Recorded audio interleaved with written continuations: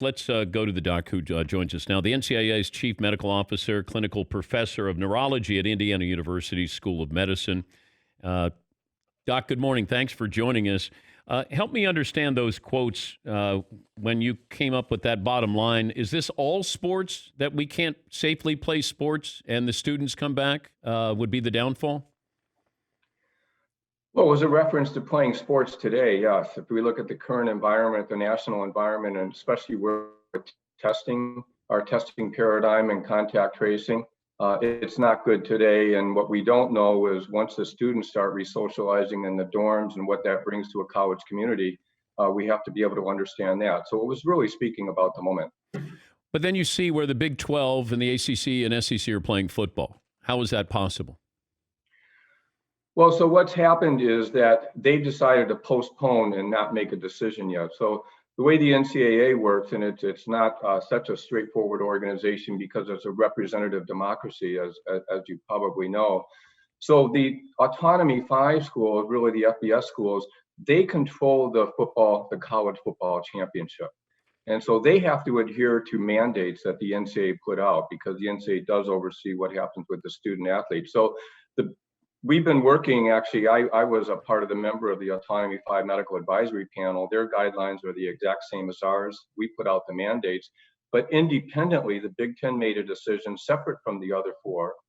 Then the Pac-12 made a decision separate from the other four. And then the three other conferences said, well, we're postponing making a decision. So but when they make a decision, it must follow the mandates that are in the third document that we put out. We put out 3 documents over the last 2.5 months that have guided how the membership can return to sport.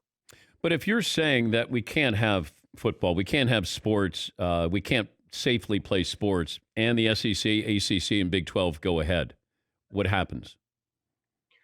Well, again, my reference was at the moment. I was really making a particular point about what's been happening with testing in this country, the fact that we don't have national oversight. A month from now, when they're contemplating possibly beginning their schedule, we'll see where we are, but they have to follow the mandates in place. And so that would set up a confrontation if the mandates aren't being followed. What do you mean confrontation? Well, on the one hand, the Board of Governors, which is the most powerful committee of the NCAA, they've said every school must follow these mandates. And so all of the conferences, all of the individual schools must follow that. And so, that's what the confrontation would be. And, I can't predict what would happen with that, but that's where things have been laid out. What's the most important part of this testing on a daily basis for these athletes? Well, testing is just one part of it. The most important aspect of what can happen is how athletes and everyone else behave. Because you can be tested 5 times a day. But if you're engaged in risky behavior, either on the field or off the field, it doesn't matter. But the one thing that testing allows, and especially if you have rapid turnaround, is you can immediately isolate those who have tested positive. You can immediately quarantine those who were in a very high risk contact. And so that's a paradigm that really could make sense for this country. It actually would be as effective as a vaccine if we did it right. But right now, where we are in this country, we still have a national shortage of the reagent for the standard test, PCR. And in many parts of the country, it's taking 7 to 10 days. That's essentially a worthless test. Where are we on the vaccine? Feels like there's at least a window of opportunity here. Well, there may be. It's interesting. I was on a conference call the other day with Dr. Carlos Del Rio from Emory, who's pretty world-renowned in understanding these issues. And for the first time, he expressed some cautious optimism that we may have a vaccine rollout sometime in March or April. And again, the rollout it takes time because it means that you first work with those that are really essential workers. We have to decide who that is, define that. It's really our medical workers, the police, but also those who are working in supermarkets and doing essential jobs. But it would be a rollout over many months if we reach that time. And Doc, I was wondering about this, and I know you mentioned this with students coming back on campus. It feels like the athlete is safer on campus, given all the testing, than if they were back home or in the general population there on campus. But now you bring that general population in. And just the exposure and the nature of being a college student, I just don't know how this happens. I don't know how we pull this off. I really don't.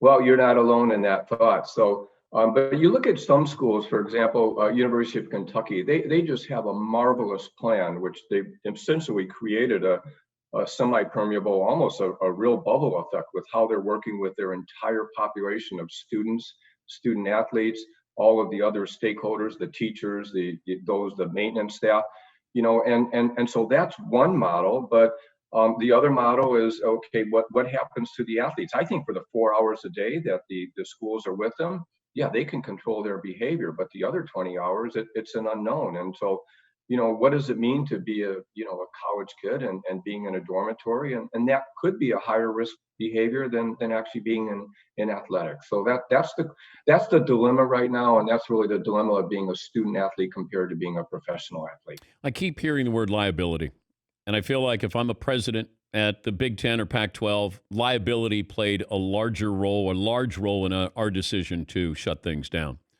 Would you say that that is the biggest concern here with presidents as far as the NCAA goes?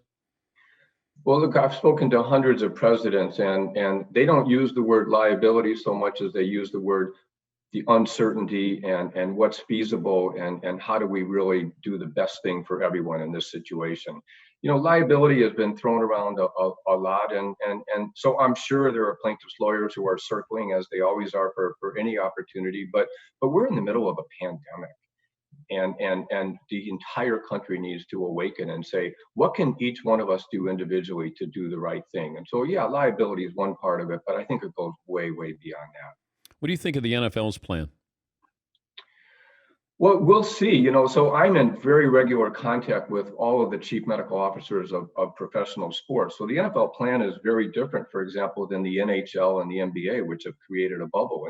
And we'll see. They moved from 3 times a week testing to essentially daily testing. But again, what are the NFL players going to be doing off the field? And so, the NFL plan in some ways is not too different than Major League Baseball. And so again, you're interacting with society. Is everyone really taking that honor pledge and doing the right thing? That remains to be seen. And I wonder if the NCAA, can you bubbleize college basketball? Is that possible?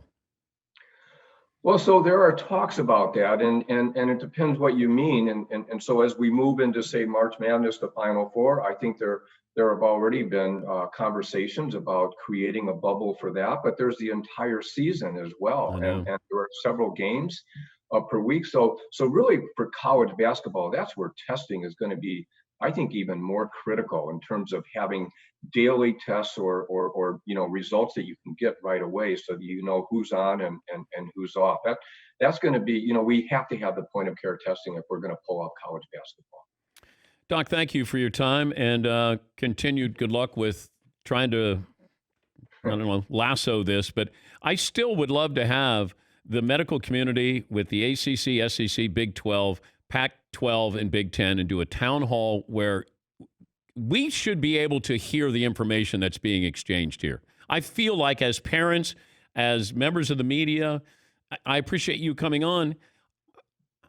Why can't we pull that off?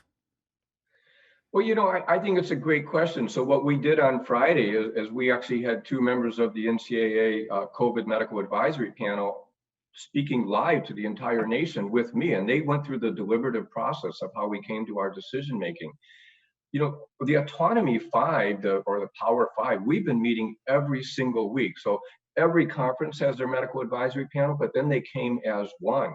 And yeah, I think it's fair game to share the deliberative process on that. But what's been amazing is that the scientists really have agreed.